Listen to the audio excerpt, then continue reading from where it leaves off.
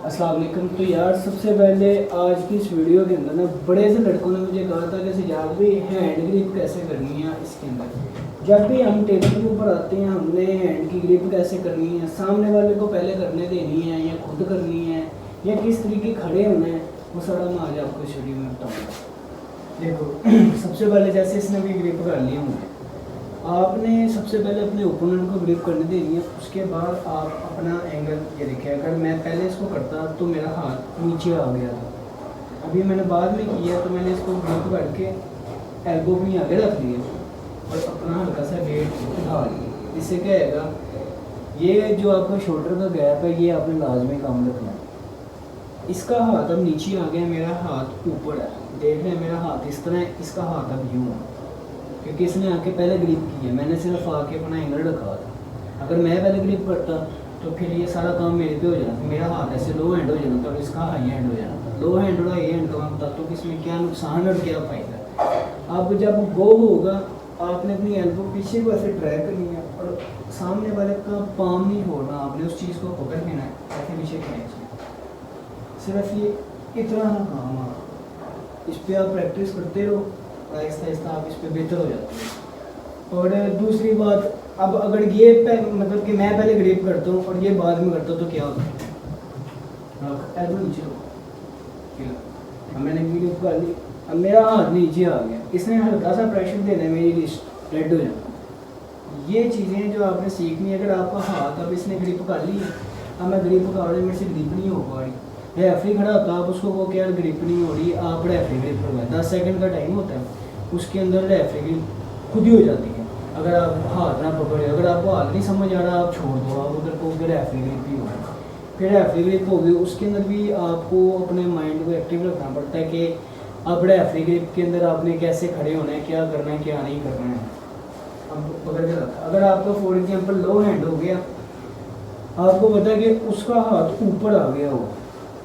अब सबसे पहले ये जो चीज़ होती है ना,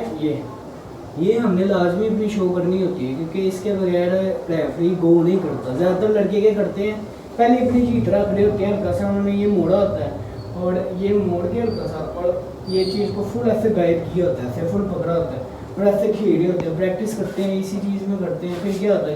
जब कई कॉम्पिटिशन होता है ना, रेफरी जब फेयर अपनी रेफरिंग करवाता है वहाँ पे आपका हाथ नीचे आ जाता है, फिर आप कहते हो यार मैंने ज़ोर लगाया था, मेरे से ज़ोर ही नहीं लगा, पता नहीं क्या हुआ, रेफरी नहीं था सही। इसमें रेफरी की गलती नहीं होती, इसमें आप लोगों की गलती होती है कि आपने प्रैक्टिस किस चीज़ में की है। जब आपने प्रैक्टिस ही थोड़ी ढूंढी में की हुई है कि आपने गुट मोड़ के रखना है अपना, या निकल जो है उसको खा के रखनी है, तो फिर उस चीज़ का कोई फ़ायदा नहीं होता। जिसके अंदर खड़ा ऐसे होना होता है। आपने कुछ लड़के होते हैं जो बिगनर होते हैं, वो आते हैं आके ऐसे खड़े होते हैं, कुछ लड़के होते हैं वो आते हैं वो आके ऐसे बिल्कुल ऊपर चढ़ जाते हैं, यूँ ऐसे आगे खड़े होते हैं जैसे गो होगा हम ऐसे करके पिन कर देंगे। कुछ लड़के होते हैं जो आके फुल ऐसे बिल्कुल ईजी होकर खड़े होते हैं, ठीक है गो होएगा तो हम झटका मार दें, ऐसे सिर्फ दर्दी होएगी आप लोगों को, इसके अलावा आप जीत नहीं सकते हो। अगर जीत भी जाओगे तो आप अपनी पावर पे जीत सकते हो। इससे बेहतर यही होता है कि आप प्रॉपर, अगर आप कहते हो कि हम रेसलिंग करनी है तो प्रॉपर एक तरीके से चलो। तो आओ सुमान सामने आ, इसके अंदर मैं आपको बताता हूँ खड़े होने का तरीका क्या होता है। अब ये आ गया हमारा ओपोनेंट, आपने सबसे पहले अपना हाथ है ना इसको ऊपर रखना है, उसके हाथ से आपका हाथ ऊपर हो। अगर आप अपनी के अंदर हाथ रखो और हाथ अपना उठा के रखो, रेफरी देख रहा है, एल्बो पैड से आपकी एल्बो ऊपर ना हो, वरना रेफरी आपकी ग्रिप के का दोबारा खोल के करो। आपने अपना हाथ ऊपर रखना है और स्केयर होना है, यानी कि रेफरी के कहने से पहले खुद ही आप ये जो हम रेसलिंग की चीज़ें होती हैं ना इस पर आप अमल कर लो कि स्केयर होकर खड़े हो जो और निकल शो करा दो। ये 3 चीज़ें अपने रिस्ट आप खुद ही सीधी रखोगे तो बेहतर है, रेफरी करवाएगा फ़ायदा कोई नहीं है क्योंकि होनी वो सीधी है, उसके बगैर वो नहीं हो सकता है। तो आपने इन चीज़ों पे ना फोकस रखना है। अभी ग्रिप करो, ये ग्रिप हो गई। अगर आप इधर से पूरी ऐसे ग्रिप करते हो ना, ये बिल्ली ऊपर भी आ गई है, रहने दे। अगर आप यहाँ से पूरी ग्रिप करते हो ना तो इस चीज़ का क्या आएगा कि निकल आपने शो किया, रेफरी को कुछ कहने की ज़रूरत नहीं पड़ेगी, वो सीधा वो कहेगा आपने साइड साथ थोड़ा सा अपना वेट डाल के आप उसको पिन कर दोगे। अगर तो आपने ऐसे उठाया होगा, अपनी निकल खाई हुई है, हल्का सा पुट भी मोड़ा होगा, इसमें रेफरी आपको कहेगा सीधा करो सीधा करो, आपने सीधे कार्डे होना है जिसमें रेफरी ने वो करना है, आपने ऐसे करना है ये के, या आपने फॉर एग्जाम्पल ये मोड़ा होगा, रेफरी ने वो करना है, आपने ऐसे साइड में आनी है, आपका रिस्ट मुड़ जाएगी क्योंकि आपका बुट में अभी आप पावर छोड़ी थी, आपने पावर छोड़ी, सामने वाले को फ़ायदा हो जाता है इस चीज़ का, वो कहता है कि ठीक है रेफरी करवाड़ है, वो पहले ही ऐसे फुल एक्टिव होता है, जैसे वो देखता है कि उसने अपना ये चीज़ बड़ी लिखी है, वो उसी वगैरह से खींच के अपनी तरफ ले जाता है। ये कुछ चीज़ें होती हैं कि आपको पता है कि खेलने से पहले रेफरी ने करवा के छोड़ना, तो आप ये चीज़ें पहले कर लिया करो। अभी खेलने का तरीका जो है जिससे आपके बाजू में दर्द नहीं होगी, या तो आपका वो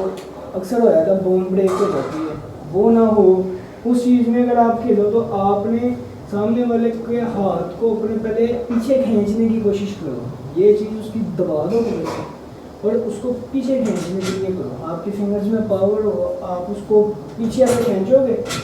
हाथ ऑटोमेटिक इस तरह हल्का हल्का नीचे आएगा। अभी गो ये गो पे फुल फोकस हो गया आपका कि जैसे गो है ना, आपने उसे वक्त अपना प्रेशर लगाया, फिर से करो गो। अब अगर फॉर एग्जाम्पल सामने वाला ओपोनेंट आपका अच्छा है और वो डॉग रोलर है, आपको उसने यूं पोजीशन निकालनी है उस तरफ और फिंगर्स पे आपका अटैक करना है, तो आप खड़े होने का तरीका ये थोड़ी सी साइड अपनी इस तरह ऊपर और अपना ऊपर जिसमें कुछ रहा टेबल पे चढ़ गए। अब आपका सिर्फ एम ये होगा आपने इस चीज़ को दबा कर रखना उसकी पोजीशन को, जैसी गोन आपने तुम्हें फाइट नहीं करना, जैसी गोन आपने गो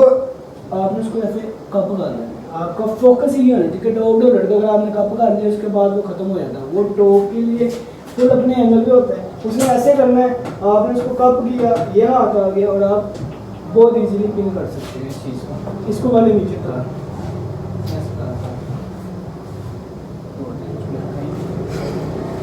तो ये कुछ चीज़ें हैं कि टेबल पे जब आना है ये चीज़ें प्रैक्टिस इस चीज़ पे किया करो, बाकी पावर आहिस्ता आहिस्ता। चलो यार ये कुछ टिप्स थी, इसके अंदर फ़ायदा आपको ही होता है क्योंकि देखो जिस चीज़ की हमने प्रैक्टिस की होती है ना, मैच के दरमियान में भी हम वही चीज़ परफॉर्म कर सकते हैं। अगर तो आपने ढूंढी करके यानी कि अपना बेनिफिट लेके अगर आपने प्रैक्टिस की है ना, तो जब तक आपको बेनिफिट नहीं होगा आप वहाँ पे अपने आप को नहीं प्रूव कर सकते कि आपने क्या प्रैक्टिस की है। तो आप लोगों ने सबसे पहले इसी चीज़ का फोकस करना है कि प्रॉपर अपनी निकल शो करा के रिस्ट अपनी सीधी रख के प्रैक्टिस करनी है, ताकि आप जब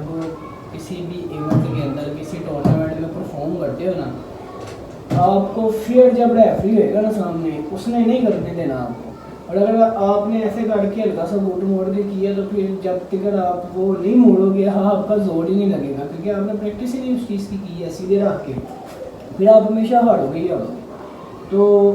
ये 2-3 चीज़ें हैं कि जिस पे आपने फोकस रखना है कि हाथ कैसे रखने हैं सामने वाले को, और ये जो है आपने निकल के शो कराने हैं, ये जिस तरीके आपने खड़े होना है, ये सारी चीज़ें हैं, इस चीज़ पे आपने लाजमी फोकस करना है। और जब प्रैक्टिस करनी है तो ये चीज़ों को सीधा रख के करना ताकि आप इस चीज़ पे अच्छे हो जो आप थोड़ा फेंकेगा उस चीज़ों में। बाकी इंशाल्लाह अगली वीडियो में मिलेंगे। आपको हुकर को आपने कैसे पकड़ना है, आपका क्या चीज़ स्ट्रॉन्ग होनी चाहिए, अगर आप हुकर को खेलते हो, हुक खेलते हो, टॉप डॉलर को खेलते हो, क्या चीज़ स्ट्रॉन्ग होनी चाहिए। तो बाकी इंशाल्लाह अगली वीडियो में मिलेंगे, तब तक के लिए अल्लाह हाफिज़। और हाँ सच वो फ़खर वाला सब्र करके सब्सक्राइब लाजमी कर देना आप लोग।